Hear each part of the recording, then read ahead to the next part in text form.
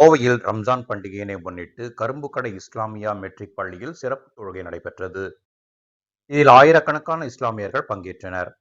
ஈகை திருநாள் எனப்படும் ரம்ஜான் பண்டிகை நாடு முழுவதும் உற்சாகமாக கொண்டாடப்பட்டு வருகின்றது.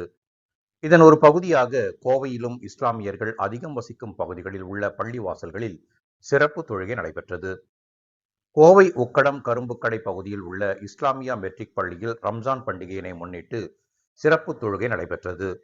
இதில் 10,000க்கும் மேற்பட்ட இஸ்லாமியர்கள் இந்த சிறப்பு தொழுகையில் பங்கேற்றனர். ரம்ஜான் பண்டிகையினை முன்னிட்டு புத்தாடைகள் அணிந்தபடி சிறப்பு தொழுகையில் இஸ்லாமியர்கள் பங்கேற்றனர். ஒருவருக்கொருவர் கட்டி அணைத்து ரமலான் வாழ்த்துக்களை தெரிவித்துக் கொண்டு சிறப்பு தொழுகையில் ஈடுபட்டனர். இஸ்லாமிய மாதங்களில் 9வது மாதமான ரமலான் மாதத்தில் குர்ஆன் உலகிற்கு இறைவனால் வழங்கப்பட்டது என்பது இஸ்லாமியர்களின் நம்பிக்கை. இஸ்லாமியர்களின் முக்கிய கடமைகளில் ஒன்றான நோன்பு இருத்தலை ரமலான் மாதம் முழுவதும் நோன்பு இருந்து ஷவ்வால் மாதம் பிறக்கும் தினத்தை ரமலான் பண்டிகையாக கொண்டாடுகின்றனர். சிறப்பு தொழுகைக்கு பின்பு பித்ரா எனப்படும் தங்களுக்கு விருப்பமான பொருட்களை ஏழை எளிய மக்களுக்கு தானமாக கொடுத்தும் ஈகை திருநாளை கொண்டாடி வருகின்றனர். சிறப்பு தொழுகைக்கு பின்னர் வீடுகளில் தயாரிக்கப்பட்ட பிரியாணி வகைகளை உற்றார் உறவினர்களுக்கு வழங்கி அன்பை பகிர்ந்து கொண்டனர். கோவை நகரில் மட்டும் 50க்கும் மேற்பட்ட இடங்களில் சிறப்பு தொழுகையானது நடத்தப்பட்டது.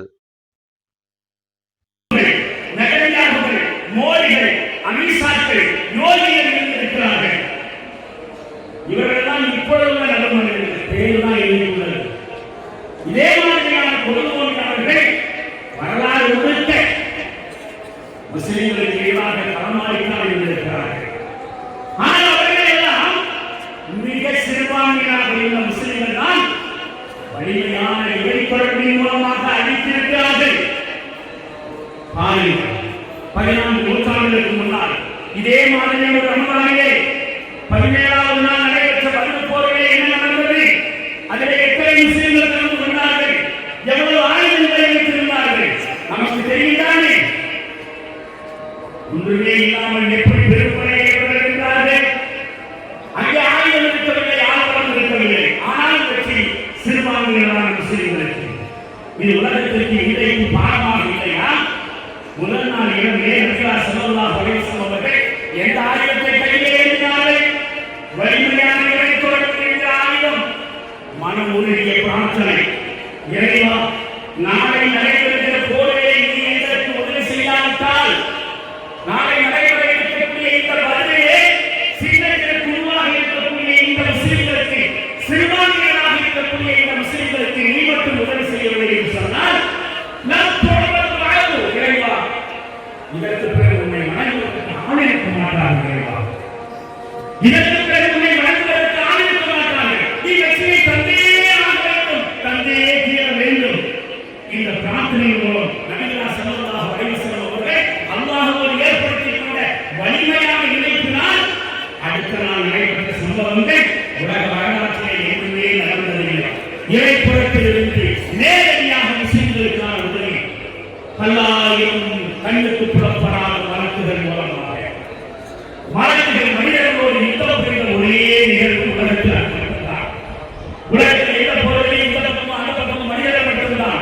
உலக வரலாற்றிலே வானவர்கள் கலந்து கொண்ட ஒரே யுத்தம் எப்படி சாத்தியமாயிற்று? என்ன ஆயுதம் இருந்தது? என்ன ஆயுதம் இருந்தது? என்ன பயணம் இருந்தது? எந்த வல்லரசு நாட்டிலே ஆதரவு இருந்தது? ஒன்றுமே இல்லாமல் சீனஞ்சல் கூட வெற்றி பெறவில்லையா? இன்றைக்கும் அதே தாலூத்துகள், அதே ஃபிரௌன்கள், ஹாமான்கள், காரூன்கள், அபூஜஹல்கள், அபூலஹப்கள் தான் இருக்கிறார்கள். ஆனால் ட்ரம்புகளாக இருக்கிறார்கள், நெதன்யாஹுகளாக இருக்கிறார்கள், மோடிகளாக இருக்கிறார்கள், யோகிகளாக இருக்கிறார்கள், அமித்ஷாக்களாக இருக்கிறார்கள். மற்றவரை அன்றைக்கும் அவர் பேர் தான் வேறு. மத்திய கிழக்கு நாடுகளிலே வாழ்ந்து அதனுடைய ஒரு முனை அல்லாஹ்வை கையிலே இருக்கிறது, இன்னொரு முனை உங்களது கையிலே இருக்கிறது. அப்ப உங்களுக்கும் அல்லாஹ்வுக்கும் இருக்கக்கூடிய தொடர்பை ஏற்படுத்தக்கூடிய தொடர்பாளம் குர்ஆன். குர்ஆன் ஒரு முனை அல்லாஹ்வின் கையில், மறுமுனை உங்களது கையிலே. அதை பற்றி தெரிந்து கொள்ளுங்கள். லன் தஹலிகு வலன் தமிலு அலஹு. குர்ஆனை பற்றி தெரிந்து கொள்ளுங்கள், நீங்கள் அழிந்து விட மாட்டீர்கள். யாராலும் உங்களை அழிக்க முடியாது, வழிகளவும் மாட்டீர்கள். அப்ப குர்ஆன் நம்மிடம் இருக்கிற வரைக்கும், குர்ஆன் நம்மிடம் மார்க்கத்திலே உயிரோட்டமாக பின்பற்றப்படுகிற வரைக்கும் உலகத்தின் எந்த அக்கிரம சக்தியாலும் நம்மை அசைத்து கூட பார்க்க முடியாது. ஏனென்றால் அல்லாஹ்வுடைய கையில் நமக்குமான தொடர்பை ஏற்படுத்தி இருக்கிறார். இன்னொரு ஹதீஸிலே சொல்வார்கள், கிதாபுல்லாஹி ஹபலுல்லாஹ், இந்த ஏகரம் இருக்கிறதே அது அல்லாஹ்வுடைய கையில். அது மம்தூது மின ஸமாஇல் அர்த், வானத்திற்கும் பூமிக்கும் இடையில் நீட்டப்பட்டிருக்கக்கூடிய கை. வானத்திற்கும் பூமிக்கும் இடையில் நீட்டப்பட்டிருக்கக்கூடிய கை இந்த திருக்குர்ஆன் என்கிற வேதம். தரஃபுஹு பியதில்லாஹ், அந்த குர்ஆன் என்கிற அந்த கைத்தினுடைய ஒரு முனை அல்லாஹ்வின் கரத்திலே